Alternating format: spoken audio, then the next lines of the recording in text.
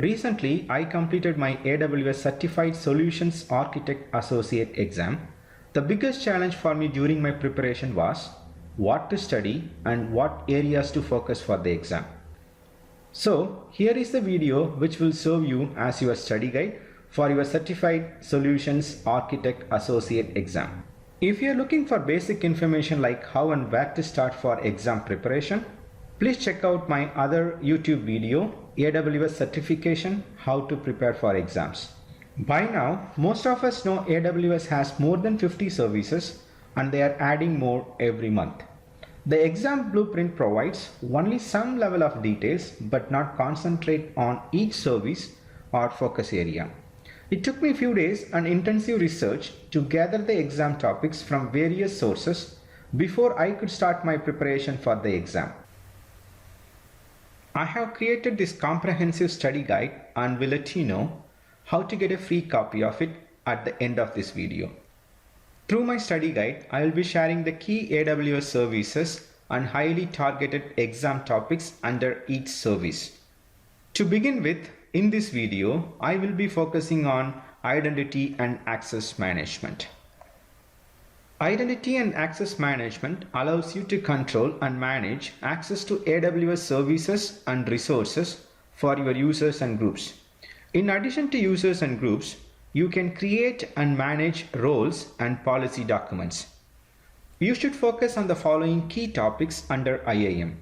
1. Account management. 2. IAM users and groups. 3. Roles. And 4. Policy document. Under account management, the area of focus is on how to manage your own AWS account, customization of sign-in link and security status elements. Also setting up multi-factor authentication for your account. In account management, review different types of rules under password policy. There is not much under IAM users and groups from exam point of view, but it's a basic building block for you to know to move forward. Check and see what is the default permission for a newly created user. Default users do not have any permission to start with. Be familiar with the concept of power or admin users and how it differs from root account. Sometimes this might also appear on exam. Explore the usage of access key ID and how it differs from login credentials. Access key are mainly used for command line or application access and cannot be used for login to AWS console. Roles is a very important topic for exam. You can expect 4 to 7 questions from this topic. You should have clear understanding of 3 types of roles: service role, cross-account access role, and identity provider access role. Just focus on service role during your initial reading. Later, you may need to review Active Directory integration topic where you need to learn identity provider access role. Cross-account access roles may appear on exam in the context of S3 bucket. So when you review access control policies of S3, should give closer look to cross-account access roles.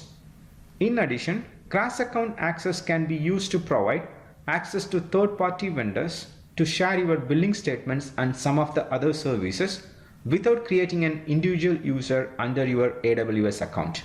When you are creating a role, give close attention to how to attach a policy document and the difference between trust and permission policies. Okay, now let's move on to the next topic in our exam guide, Simple Storage Service or S3. Amazon S3 provide secure, durable, highly scalable, object-based storage. You can easily expect between 3 to 6 questions on it in the exam. You should focus on the following key topics under S3. 1. Storage tiers and classes. 2. Access control. 3. Versioning and lifecycle management. And 4. Encryption. Let's check storage tier and classes. Clear understanding of S3 standard, S3 infrequent access, reduced redundant storage, and Glacier is needed for exam.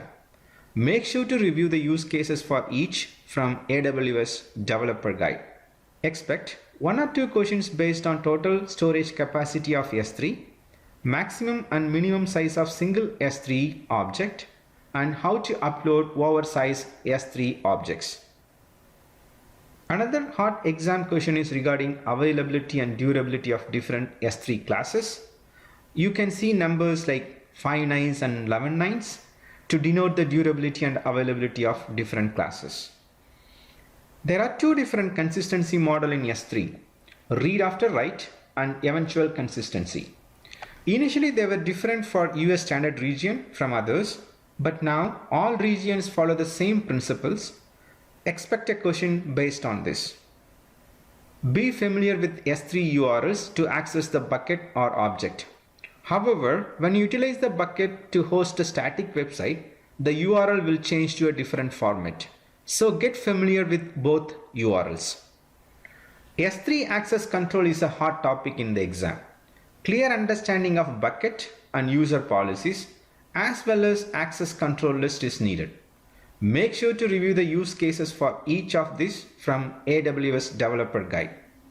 Be familiar with versioning and lifecycle management. Objects can be protected from accidental deletion using versioning and multi-factor authentication. There are some limitations on object size and duration when object can move from one storage class to another using a lifecycle management. Encryption in S3, another important topic covered in exam. There are three types of encryption at rest. At rest means server-side encryption. In addition, you can also encrypt the objects on the client side before transmitting them to the server. Enough for this video. We will review non-S3 storage and content delivery topics in the next video. As mentioned before, I will provide you the copy of my study guide. It is free. All you need to do is to sign up with your email address at signup.awspro.academy. I will then email you the study guide in 24 hours. Again, it's signup.awspro.academy. We don't spam your mailbox or provide your email address to any third parties. You can choose to opt out anytime. Thanks for your time. Please provide your feedback on this video. I will see you on the next video. Until then, good luck with your AWS Certified Solutions Architect Associate exam preparation.